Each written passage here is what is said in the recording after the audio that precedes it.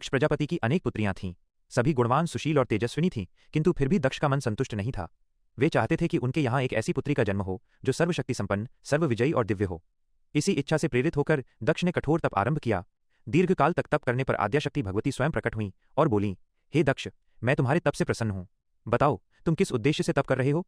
दक्ष ने विनम्रता से अपनी इच्छा प्रकट की। तब भगवती आद्या ने वरदान दिया, मैं स्वयं तुम्हारी पुत्री के रूप में जन्म लूंगी। मेरा नाम सती होगा और मैं पृथ्वी पर अपनी दिव्य लीलाओं का विस्तार करूंगी। कालांतर में भगवती आद्या ने सती रूप में दक्ष के घर जन्म लिया। सती बाल्यकाल से ही अलौकिक थीं। उनके कार्य, उनका तेज और उनकी वाणी अद्भुत थी। स्वयं दक्ष भी उन्हें देखकर विस्मित हो जाते थे। जब सती विवाह योग्य हुई तो दक्ष को उनके लिए योग्य वर की चिंता सताने लगी। उन्होंने ब्रह्मा जी से परामर्श किया। ब्रह्मा जी ने कहा, सती स्वयं आद्याशक्ति हैं और भगवान शिव आदिपुरुष हैं। शक्ति और शिव का मिलन ही सृष्टि का आधार है, अतः सती के लिए शिव ही योग्य वर हैं। दक्ष ने ब्रह्मा जी की आज्ञा स्वीकार की और सती का विवाह भगवान शिव से कर दिया। विवाह के पश्चात सती कैलाश में भगवान शिव के साथ आनंदपूर्वक रहने लगी। एक बार ब्रह्मा जी ने देवलोक में धर्मसभा का आयोजन किया। सभी देवता उपस्थित थे। भगवान शिव भी सभा में विराजमान थे। तभी दक्ष का आगमन हुआ। सभी देवता उनके सम्मान में खड़े हो गए, किंतु भगवान शिव ध्यानस्थ रहे। वे न उठे, न प्रणाम किया। यहीं से दक्ष के हृदय में अहंकार जाग उठा। उन्होंने इसे अपना अपमान समझा और शिव के प्रति ईर्ष्या और द्वेष से भर गए। कुछ समय बाद दक्ष ने कनखल में एक विशाल यज्ञ का आयोजन किया। उन्होंने समस्त देवताओं को आमंत्रित किया, किंतु जानबूझकर भगवान शिव को निमंत्रण नहीं भेजा। जब सती ने आकाश मार्ग से देवताओं को यज्ञ में जाते देखा तो वे शिव से बोली, प्रभु, मेरे पिता यज्ञ कर रहे हैं, मेरी बहनें वहां होंगी। यदि आपकी अनुमति हो तो मैं वहां जाना चाहती हूँ। भगवान शिव ने समझाया, बिना बुलाए जाना उचित नहीं।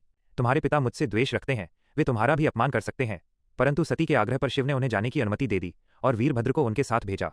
यज्ञ स्थल पर सती का किसी ने सम्मान नहीं किया। स्वयं दक्ष ने उनके पति का घोर अपमान किया। यज्ञ मंडप में सभी देवताओं के भाग थे, किंतु भगवान शिव का नहीं। दक्ष ने कहा, शिव कोई देवता नहीं, वो श्मशानवासी, भूतों का स्वामी और हड्डियों की माला धारण करने वाला है। इन शब्दों को सुनकर सती का हृदय विदीर्ण हो गया। उन्होंने यज्ञ मंडप में सभी देवताओं को धिक्कारते हुए कहा, जिस पति का अपमान सहन किया जाए उस नारी का जीवन व्यर्थ है। मेरे लिए मेरे पति ही सर्वस्व हैं। यह कहकर सती ने यज्ञाग्नि में कूदकर अपने शरीर का त्याग कर दिया। वीरभद्र का प्रकोप और शिव का तांडव। वीरभद्र ने क्रोध में यज्ञ का विध्वंस कर दिया और दक्ष का मस्तक काट दिया। जब यह समाचार शिव तक पहुंचा तो वे प्रलय समान वेग से कनखल पहुंचे। सती के जले हुए शरीर को देखकर शिव सुध-बुध खो बैठे। उन्होंने सती के शरीर को कंधे पर उठाकर संपूर्ण भ्रमण आरंभ कर दिया। सृष्टि ठहर गई। देवता भयभीत हो उठे। सृष्टि की रक्षा हेतु भगवान विष्णु ने अपने सुदर्शन चक्र से सती के शरीर के अंग पृथ्वी पर गिराने प्रारंभ किए। जहां जहां अंग गिरे वे स्थान 51 शक्तिपीठ बने। जब सती के सभी अंग पृथ्वी पर गिर गए तब शिव को होश आया और सृष्टि पुनः चलने लगी। आज भी उन शक्तिपीठों में मां सती की उपासना होती है और शिव शक्ति के इस अमर प्रेम की कथा युगों युगों तक गाई जाती है। यदि यह दिव्य कथा आपके हृदय को स्पर्श कर गई हो तो लाइक करें, सब्सक्राइब करें, फॉलो करें और कमेंट में हर हर महादेव अवश्य लिखें। आपकी एक छोटी सी प्रतिक्रिया हमें और ऐसी पवित्र कथाएं लाने की प्रेरणा देती है।